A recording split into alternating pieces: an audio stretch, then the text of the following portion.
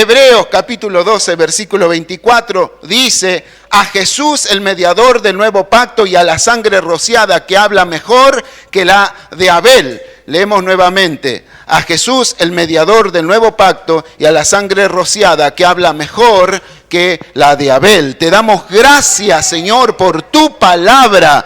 La suma de tu palabra es la verdad. Y nosotros, Señor, queremos escuchar lo que vos tenés para decirnos a cada uno de nosotros. Señor, en ti confiamos. A ti, Señor, queremos rendir nuestras vidas, nuestros corazones. Que tú, Señor, nos instruya para bien nuestro y para que podamos, Señor, servirte a ti. Gracias, Señor, por lo que tú haces en el nombre de Jesús. Amén y amén. Amén. Aleluya.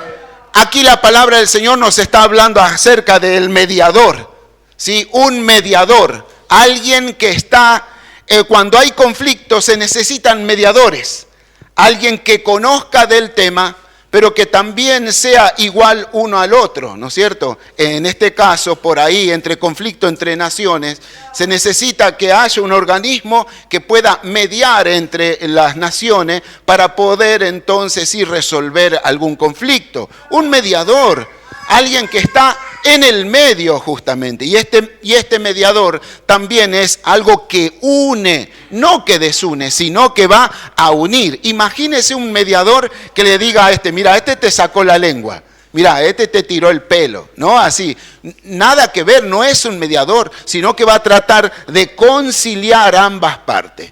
Aquí la palabra del Señor nos está hablando a nosotros y nos dice de que Jesús es el mediador del nuevo pacto. Entonces, si dice que hay un nuevo pacto, significa que había otro pacto. Y cuando nosotros leemos Hebreos, los versículos anteriores, nos va a comenzar a decir, por ejemplo, a partir del versículo 18, porque no os habéis acercado al monte que se podía palpar y que ardía en fuego, a la oscuridad, a las tinieblas y a la tempestad, al sonido de la trompeta y a la voz que hablaba, la cual los que la oyeron rogaron que no se le hablase más, porque no podían soportar lo que se ordenaba. Si aún una bestia tocar el monte, será apedreada o pasada con dardo. Y tan terrible era lo que se veía que Moisés dijo: estoy espantado y temblando. Sino que os habéis acercado al monte de Sión, a la ciudad de Dios vivo, Jerusalén la celestial, a la compañía de muchos millares de ángeles, a la congregación de los primogénitos que están escritos en los cielos, a Dios el juez de todo, a los espíritus de los justos hechos perfectos, a Jesús el mediador del nuevo pacto y a la sangre rociada que habla mejor que la de Abel. Entonces nos está diciendo aquí la palabra de Dios, haciendo una comparación. Haciendo la comparación de dos montes. Uno, el monte de Sión, y el otro, el monte del Sinaí. Porque el monte de Sinaí es donde Dios se aparece a Moisés y le entrega las tablas de las leyes, los 10 mandamientos, de cual se desprende todo el resto de la ley.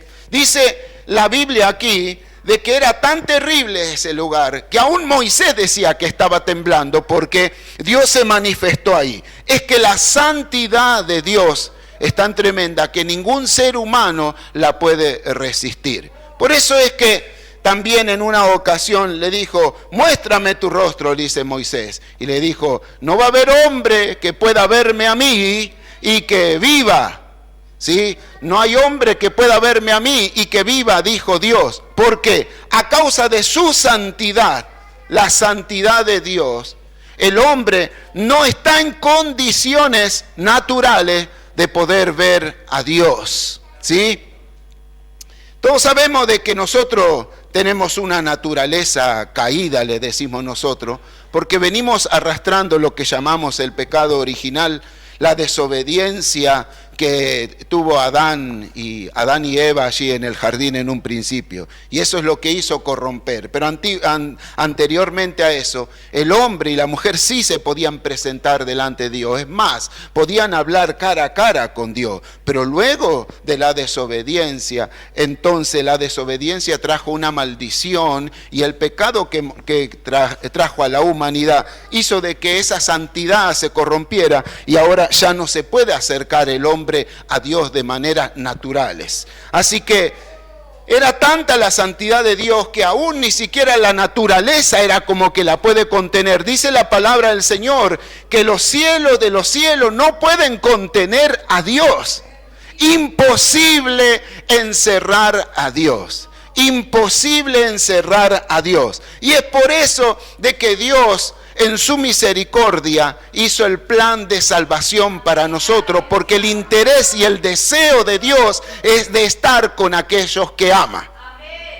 Con aquellos que ama, eso es lo que quiere Dios. Él quiere estar con nosotros. Entonces fue así que el Señor, Dios hizo este plan para enviar a Jesús, para que Él ahora sea aquel que nos una con Dios. Él es el mediador, el que nos une con Dios. Él es el medio, Él es el puente por el cual el hombre, el ser humano, puede llegar a Dios. Así que está haciendo referencia de que Dios le dio una ley para que esa ley de alguna manera pueda ser un puente, algo que los ayude a poder conectarse con Dios. Esta ley de preceptos y obligaciones era, también podríamos decir, tan difícil de cumplir, porque dice la ley también que si alguno en alguna palabra incluso podía errar, entonces estaba destituido de la gloria de Dios.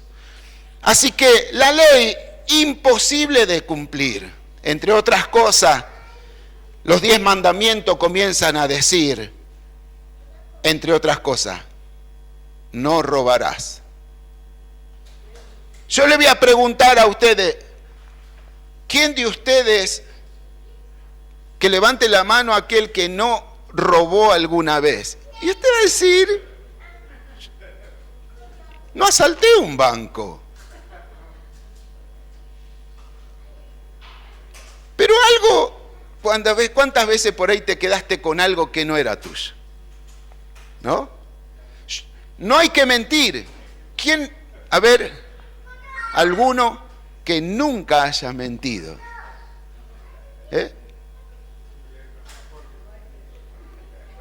¿Vieron cómo se acaban los amenes cuando nos confrontamos con la palabra de Dios? Es por eso que era tan tremendo, imposible de cumplir. ¿Cómo íbamos a acercarnos a Dios? Nuestro destino llevábamos nosotros un cartel que decía perdición eterna. Necesitábamos un mediador. Y Dios, que ama tanto a la humanidad, hizo este plan para enviar a Jesús, aquel que sí pudo cumplir toda la ley del Señor, toda la ley del Señor. Y ahora nosotros nos cobijamos detrás del Señor.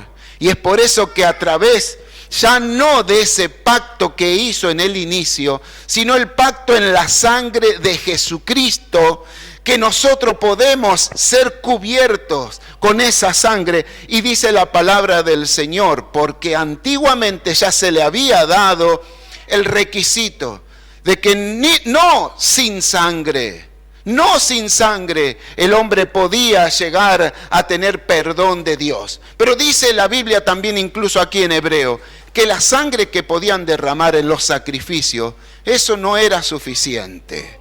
Porque la sangre lo que hacía era, de alguna manera, era levantar la alfombra y barrer ahí abajo. Era como tapar solamente los errores, el pecado del ser humano. Pero ¿sabe qué hizo la sangre de Jesucristo?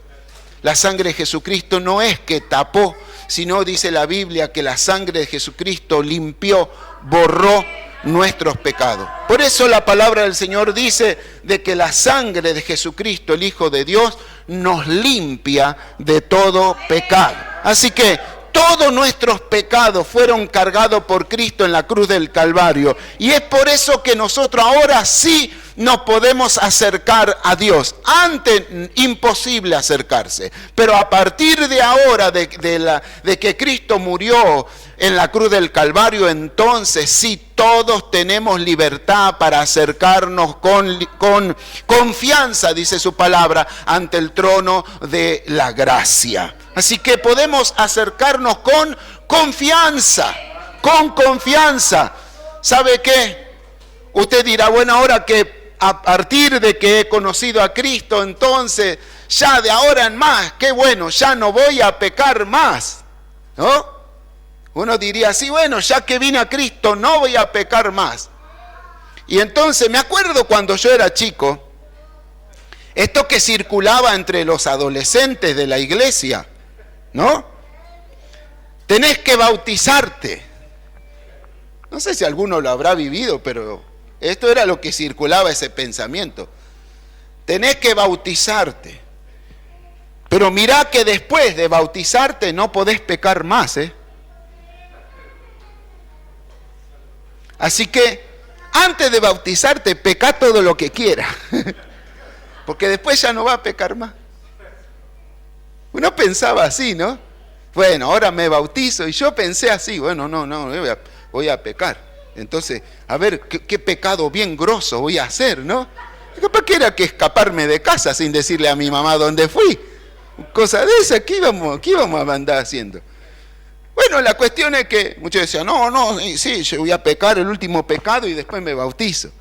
Pero Carlos, que pensaba así, se encontró que bautizó un día jueves, noviembre del año 84, y entonces después de ahí, ya para el viernes ya estaba pecando otra vez. Qué bueno que la sangre de Jesucristo, su Hijo, nos limpia de todo pecado. Si vos venís arrepentido, pedís perdón al Señor, el Señor nos perdona. Amén. Qué bueno que es nuestro Dios. Así que esa sangre es la que nos limpió, la sangre de Jesucristo. Ahora aquí nos hace una referencia, que esa sangre es mejor. El libro de los Hebreos, desde el principio al fin, va a hacernos ver de que Jesucristo es superior a todas las cosas. Superior a la ley, superior a los ritos, superior a los ángeles, superior a todas las cosas creadas, superior a los sacerdotes, a los sumos sacerdotes, y a todo Jesucristo es superior. Incluso es superior a ese pacto que Dios desde un inicio había dicho, no sin sangre. Como decimos, la sangre que se había derramado anteriormente por otro sacrificio no era suficiente. Pero aquí Jesús el autor en los Hebreos dice que Jesús es el mediador del nuevo pacto y que nos hemos acercado a Jesús y esa sangre preciosa que es mejor todavía que los sacrificios, pero hace aquí una referencia a la de Abel, ¿sí? A la de Abel. Al segundo hijo al menos lo que tenemos escrito en Génesis, al segundo hijo que figura aquí en Génesis, hijo de Adán y Eva. ¿Por qué? Porque Abel también fue derramada la sangre. La sangre de Abel registra la primer matanza de un ser humano cuando la tierra por primera vez chupa sangre de un ser humano. La primera matanza que se registra ahí en la Biblia de un ser humano es con la sangre de Abel. Y allí tiene muchas cosas para decirnos este relato de la palabra de Dios. Y para eso tenemos que ir nosotros al libro de Génesis. Y no voy a contar toda la historia, o sea, no la voy a leer porque ustedes ya la conocen, cómo el Señor Dios le pidió también que se acerquen. Ellos se acercaron ante Dios y llevaron ofrendas para darle a Dios. Y Abel, que era pastor de oveja, llevó el mejor de sus corderitos para hacer un sacrificio a Dios. Y su hermano Caín, él que era labrador de la tierra, también llevó de lo que él cosechó, de todo lo que él cosechó. Así que uno y otro llevaron ofrendas a la presencia de Dios. Y ambos las entregaron. No podría decir de que Caín, como algunos dicen, que por ahí llevó lo que le sobraba o cualquier cosa. Porque Caín también tuvo que trabajar mucho la tierra, tuvo que sudar bastante, tuvo que cuidar mucho de las plantas para poder llevar esa ofrenda a Dios. Así que digamos que tanto uno como el otro hicieron lo que ellos consideraron que estaba bien. Pero la palabra de Dios dice de que Dios miró con agrado la ofrenda de Abel y no miró con agrado la ofrenda de Caín. ¿Por qué? Porque según lo que nosotros entendemos desde el inicio en la palabra de Dios, cuando el hombre y la mujer pecó, dice la Biblia que ellos se cubrieron con hojas, pero el Señor Dios, Él tomó y dice que le hizo vestido con pieles, porque ellos se querían cubrir con hojas, pero no podían cubrirse. Lo que sí Dios le ofreció, lo que Dios le dio, sí los cubrió de toda su desnudez, y que fue con pieles de animales. Ahora, Dios no creó una piel de animal para hacerle un vestido, sino que esa piel le pertenecía a otro animal, y ese animal tuvo que ser muerto para que se le saque esa piel y cubrir a Adán y Eva. O sea que ya desde un inicio ahí ya tenemos nosotros proféticamente de que un inocente iba a morir por el culpable. Un animal que era totalmente inocente, que no tuvo nada que ver, pero que tuvo que pagar para poder cubrir a estos pecadores, Adán y Eva. Así que ya tenían esta instrucción los hijos de Adán y Eva, y ellos sabían lo que Dios demandaba desde un inicio, que la ofrenda para Dios por el pecado no era llevarle cualquier otra cosa, solo lo que Dios aceptaba, la ofrenda por el pecado, era un sacrificio, la sangre de un animal inocente. Y esto es lo que hace a Abel, obedecer a los principios de Dios. Y Caín lo que hizo fue, llevó tal vez de lo mejor que él tenía, pero eso no alcanzaba porque no era la demanda de Dios. Por eso es que nosotros no podemos hacer lo mejor que a nosotros nos parece, sino nosotros tenemos que hacer lo que Dios nos manda, lo que Dios nos pide. No lo que yo creo, lo que a mí me parece. Yo creo que esto está bien, a mí me parece que así estoy bien. No, tenemos que hacer lo que Dios exige en su palabra. Ahora, hay una pregunta aquí que es la que a mí llama la atención. Y vámonos a Génesis entonces, el capítulo 4 y el versículo 9.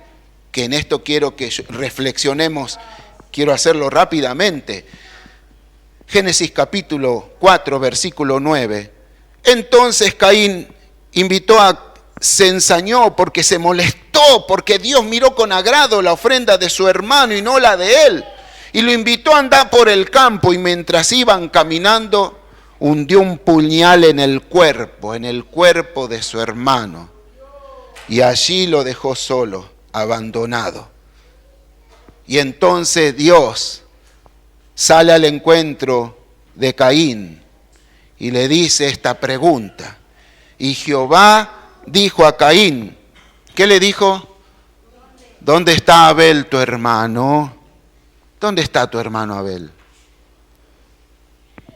¿Qué responde entonces Caín? No sé. Pero ahora redobla la apuesta todavía.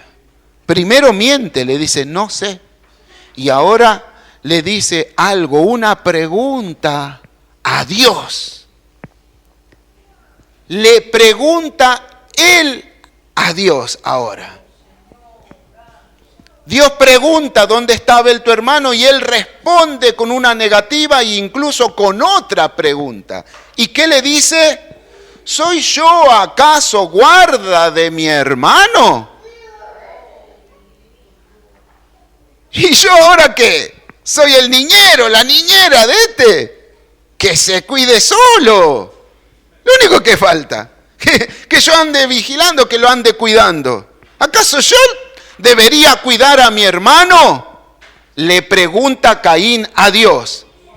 Y aquí Dios no responde esa pregunta. ¿Pero por qué no responde Dios?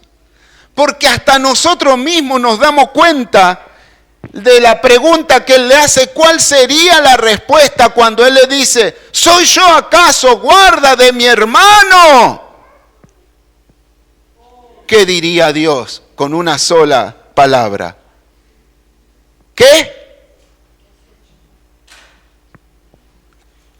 ¿Soy yo acaso guarda de mi hermano? ¿Y Dios qué?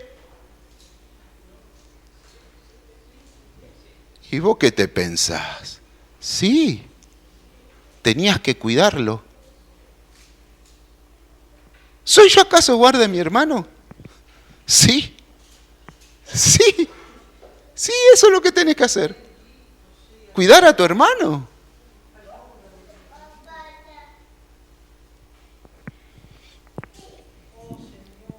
Y esto, hermano, he estado haciendo un ejercicio últimamente, que es tomar palabras y buscarle un paralelo a algo que me pueda reflejar esto. Y he encontrado un montón de cosas con respecto a esto en la palabra del Señor, que responden a esta pregunta en el Nuevo Testamento. Por eso hoy que voy a leer varios versículos, por favor, síganme, por favor, y le voy a pedir a Priscila que me ayude con esto. A esta pregunta, ¿cómo responderíamos? San Juan capítulo 13, versículo 34 y 35, ¿qué dice? San Juan capítulo 13, 34 y 35, un mandamiento nuevo os doy, que os améis unos a otros como yo os he amado, que también os améis unos a otros. En esto conocerán todos que sois mis discípulos si tuviera amor los unos con los otros. ¡Wow!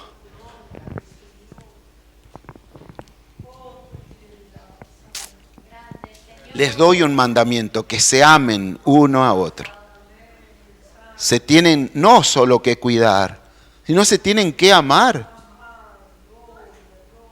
Se tienen que amar uno a otro. Y esto lo que sigue no es menor. En esto conocerán que son mis discípulos.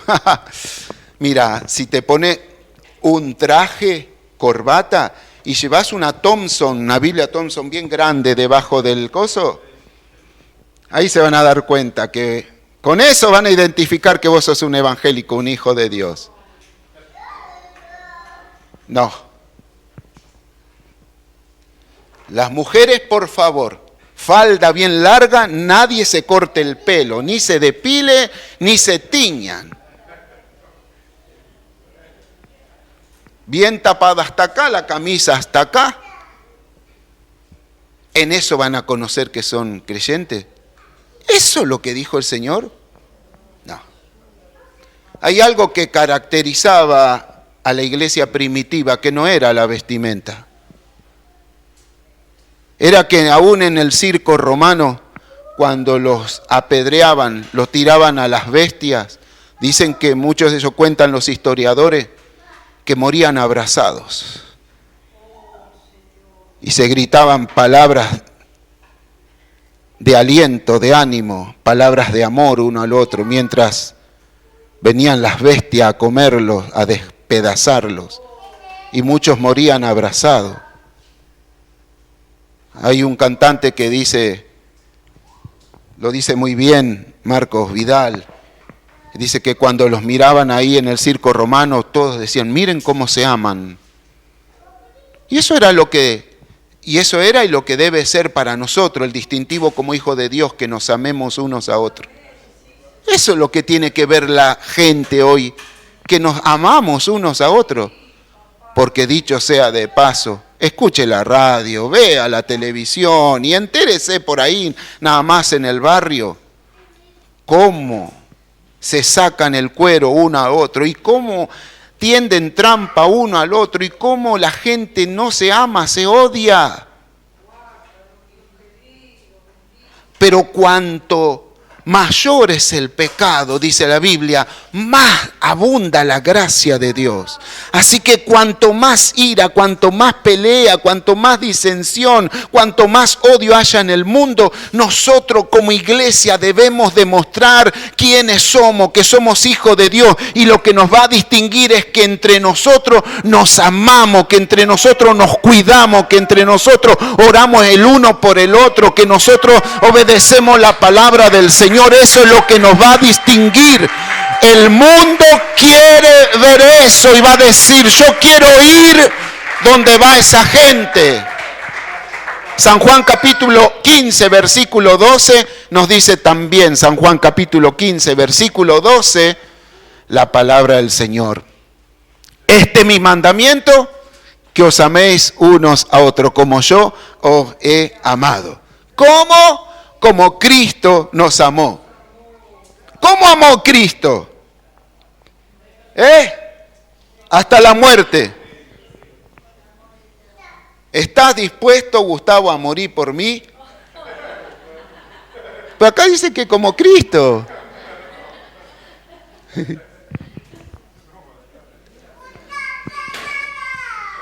Dice la Biblia, alguno osara, tendría tal vez la idea, la intención o el impulso, tal vez, de morir por uno bueno. Pero ¿quién va a querer morir por uno malo? Tal vez, dice la Biblia, osara, o sea que, ¿quién va a querer morir por este? ¿Por uno malo? No. Por uno bueno, y no sé. Ustedes saben, los que me conocen saben que yo soy un confeso totalmente perdido, amoroso, enamorado totalmente de mi familia, de mi esposa y de mis hijas. Yo no la entregaría a ninguna de ellas que mueran por otro. Perdón que se lo diga. Perdón, hermano, no entregaría a ninguna de mi familia a morir por ustedes.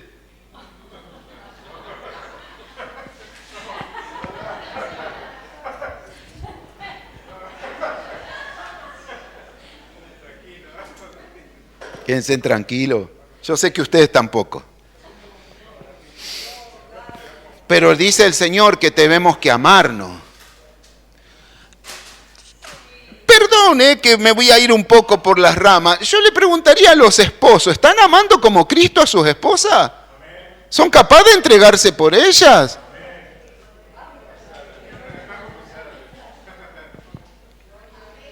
¿Esposas son capaces de someterse como la iglesia se somete a Cristo a su esposo? Yo no estoy sacando nada, esto dice la Biblia. Dice la Biblia. Agárrensela conmigo no, Pero dice que el amor tiene que ser lo distintivo. Imagínense que una iglesia dice, alguien dice, creía ver platos voladores y piensan que tienen que ir al Uritorco allá donde dicen que hay platos voladores y todo. No, y a veces va y se vuelan a las casas donde vuelan los platos voladores. ¿Dónde está el amor entre cristianos? ¿Dónde está el amor? Bueno, sigamos. Pero no solamente Jesús, Pablo también tiene algo para decirnos en Romanos 13, capítulo 8. ¿Qué dice capítulo 13, Romanos, versículo 8? Aleluya. Lo leemos en esta Biblia bien grande que tenemos. No debáis nada a nadie, sino, ¿qué? el amaros unos a otros. Porque el que ama al prójimo ha cumplido la ley.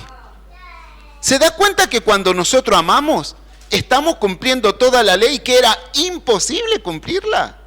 Porque si vos amas a otro, no le querés hacer ningún bien, ni siquiera se lo deseás. Porque eso es lo que hace el amor. Primera Tesalonicense, Pablo tiene algo más para decirnos. Capítulo 4, versículo 9.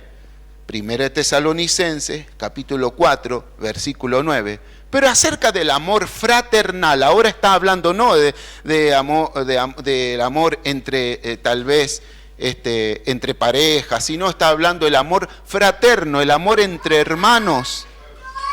No tenéis necesidad que os escriba.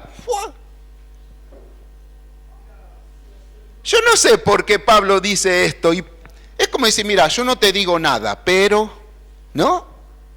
Yo no digo nada, pero, y dice un montón de cosas. ¿Va a decir o no va a decir?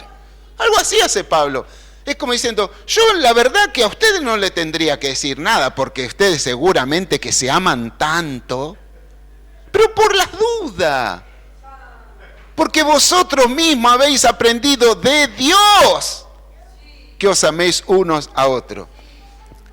Es como que nos diga a nosotros hoy, la iglesia, Congregación Jesús es mi pastor. La verdad que yo no le tengo nada que decir, porque ahí en esa iglesia, ¿cómo se aman todos? Se aman un montón. Pero por las dudas, Pablo nos dice, lo que aprendieron de Dios, practíquenlo, amarse uno a otro. Pedro también tiene para decirnos, 1 de Pedro capítulo 1 versículo 22, 1 de Pedro capítulo 1 versículo 22. ¿Están acá? Algunos, ¿están acá? 1 de Pedro capítulo 1 versículo 22. Habiendo purificado vuestras almas por la obediencia, ¿qué? A la verdad, mediante el Espíritu, para que el amor fraternal, ¿cómo? No fingido. Amaos unos a otros, ¿cómo? De corazón puro, de entraña, como decir, de lo más profundo, con todo el corazón. ¡Wow! Padre, ayúdame, Señor.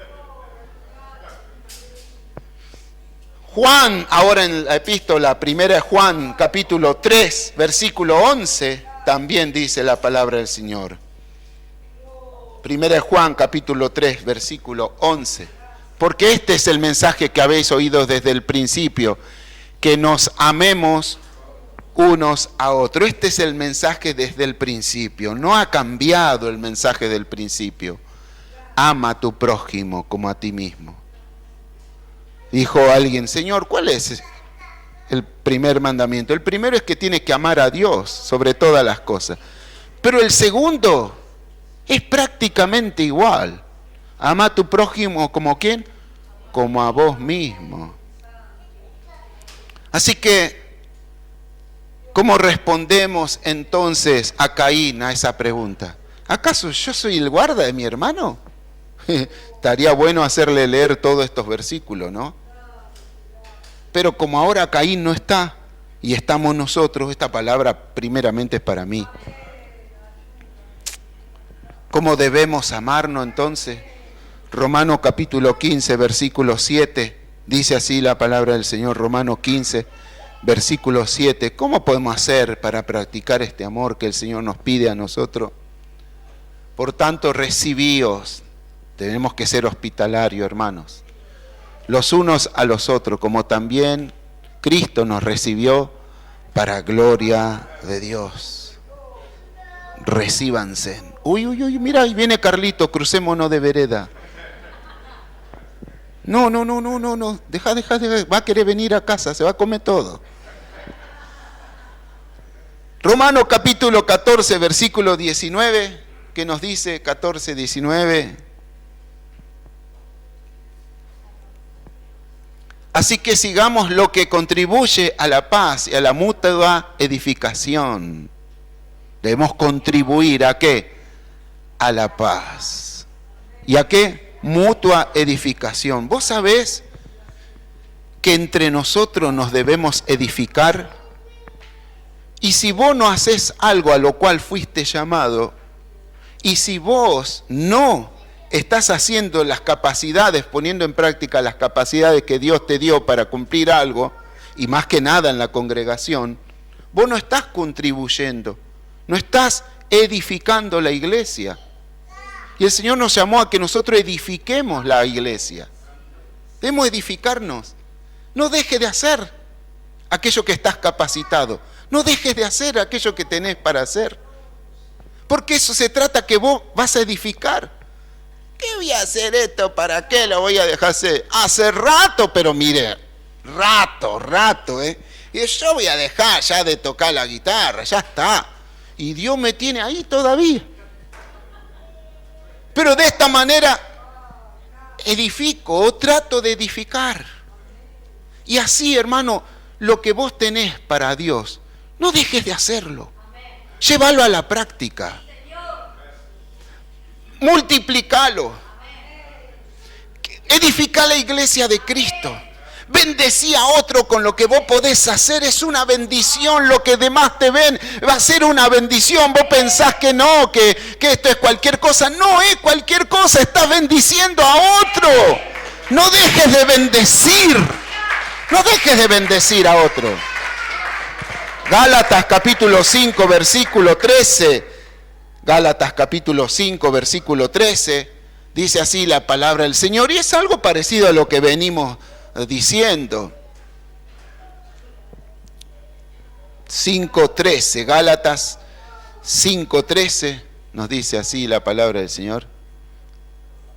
Porque vosotros, hermanos, a libertad fuiste llamados, solamente que no uséis la libertad como ocasión para la carne, sino que dice, servíos por amor los unos a los otros. Tenemos que servirnos entre nosotros. Tiene que haber servicio entre nosotros. Servicio entre nosotros.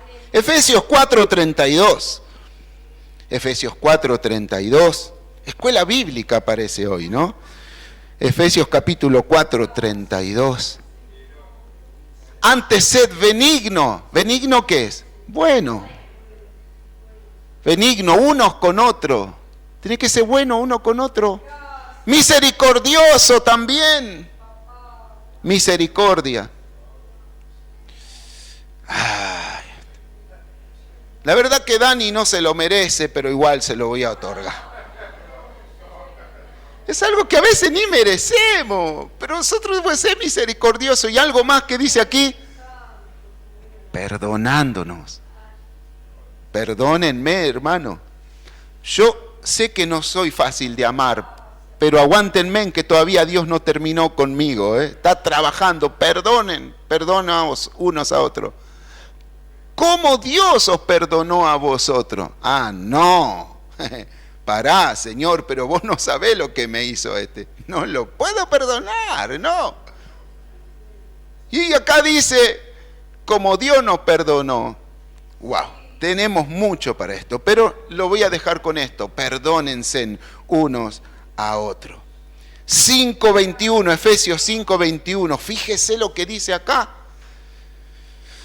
5:21 de Efesios. Someteos uno a otro en el temor de Dios. A mí nadie me va a mandar, a mí no. Someteos unos a otros. Yo me someto a Dios. Y acá la Biblia dice que tiene que someterte también unos a otros en el temor de Dios. Hebreos 3, del 12 al 13. Hebreos 3, del 12 al 13. Me gusta porque hoy ya yo no estoy predicando hoy, la Biblia sola está predicando. ¿Se dieron cuenta? Mirad, hermano, que no haya en ninguno de vosotros corazón malo de incredulidad para apartarse del Dios vivo. Mirad, hermano, que dice, lo leo nuevamente, mirad, hermano, que no haya en ninguno de vosotros corazón malo de incredulidad para apartarse del Dios vivo. Antes que exhortados los unos a los otros cada día, entre tanto que se dice hoy, para que ninguno de vosotros se endurezca por el engaño del pecado. ¿A cuánto le gusta exhortar? ¿A cuánto le gusta exhortar? Vamos, hermano. ¿No? Porque te traigo una exhortación, ¿no es cierto? Y la Biblia, la agarran la Biblia, la ponen en un coso y piensan que exhortarse, dale con la Biblia. En su original, la palabra exhortación da la idea de alentar. La idea es de alguien que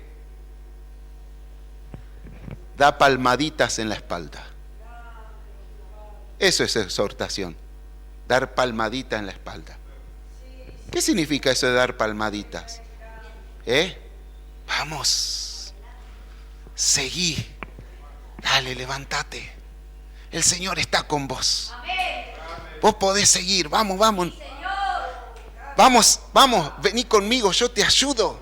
No estás solo, yo estoy orando por vos. Eso es exhortar. Exhortar para que siga adelante, porque si no el enemigo es muy fácil que quiera venir a engañarlo para que abandone. Pero nosotros como cuerpo de Cristo estamos ¿para qué? Para exhortar, para dar palmaditas, para decir vos podés, el Señor puede y Él te va a ayudar. Así que seguí adelante. Hebreos 10, 24, 25. Hebreos 10, 24, 25. Nos dice así la palabra del Señor. Y considerémonos unos a otros para estimularnos al amor y a las buenas obras. No dejando...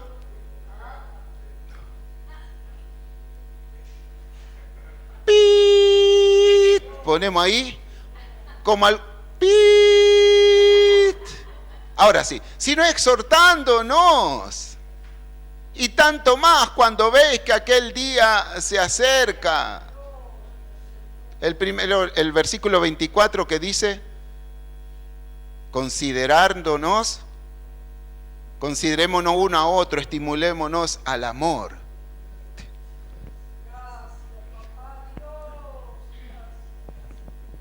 ¿Cómo le falta aprender? ¿Viste cómo le pifió a la nota? Canta horrible. Qué mal que predicó. Se equivocó. Sacó totalmente todo fuera de contexto. No sabe nada. Yo no sé para qué se pone a hacer eso si no es capaz. No está capacitado. ¿No? Acá dice que tenemos que considerarnos unos al otro, alentarnos uno al otro. Qué bien que lo hiciste, hermano. ¿Cómo me bendijo esa palabra que diste? Ahora yo termino y ahora van a venir todos a decirme, pastor, qué bien que predicaste. No. Conmigo no lo hagan, no hace falta, pero qué bueno cuando vos animás a otro, hermano, qué lindo que hiciste esto, qué bien que te salió, bravo, qué bien, ¿no es cierto? Animar a otros. Lo que está haciendo está bien, seguí creciendo, considerar, exhortarnos uno al otro. Y como dice su palabra, exhórtense, porque la venida de Cristo está cerca. No es tiempo para dejar de congregarse. Hay que estar en la casa del Señor, porque la Biblia dice que allí envía bendición y vida eterna. Porque ¿sabes qué? El Señor te va a bendecir, el Señor te va a dar una palabra, pero generalmente el Señor va a usar a las personas, a los que están acá para bendecirte, para hablarte. Y es por eso que tenés que congregarte, porque si no, no vas a tener nada de Dios. Porque aunque parezca y vos no lo creas o no lo quieras, fíjate lo que tenés ahí al lado. A esos Dios usa para bendecirte. A esos. Así que no te dejes de congregar. Último versículo y digan, ay, por fin. Primera de Pedro, capítulo 4, versículo 8. Primera de Pedro, capítulo 4, versículo 8. Y ante todo, tened entre vosotros, ¿qué es ferviente? Algo que está en ebullición. No un amor pasivo. Y bueno, yo le doy un vaso de agua, no se le niega a nadie, ¿no? Un vaso de agua, no se le niega nada. Solo un vasito de agua, ya con esto ya cumplí. Dios te dice más. No es solo un vasito de agua, de lo que el Señor nos está hablando. El amor que Él nos exige no es solamente un vasito de agua, es más. Es más. Hasta acá nomás, menor esfuerzo. Menor esfuerzo. No, el Señor te está pidiendo más. Más. Ante todo, tened entre vosotros ferviente amor, porque el amor, que dice, cubrirá multitud de pecados. ¿Acaso soy yo el guardián de mi hermano? ¿Hace falta que te lo lea todos los versículos otra vez? Sí. A veces nosotros decimos, ¿será que es imposible hacer esto? Y sí, si nosotros lo hacemos de manera carnal por nuestra propia fuerza, no lo vamos a poder lograr. Pero la palabra que hemos leído, que nos dice que Jesús es mejor todavía que la sangre que fue derramada de Abel. En Cristo podemos hacerlo. Él ya nos demostró el camino. Él es el mediador. Él es el que está entre vos y yo, el que está en medio de nosotros.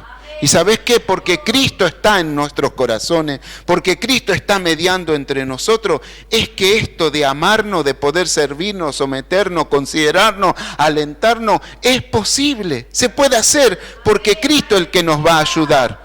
Cristo es el que te va a ayudar y Cristo me va a ayudar a mí también. Por eso, hermano, cuando celebramos Santa Cena, entre otras cosas, estamos viendo esto.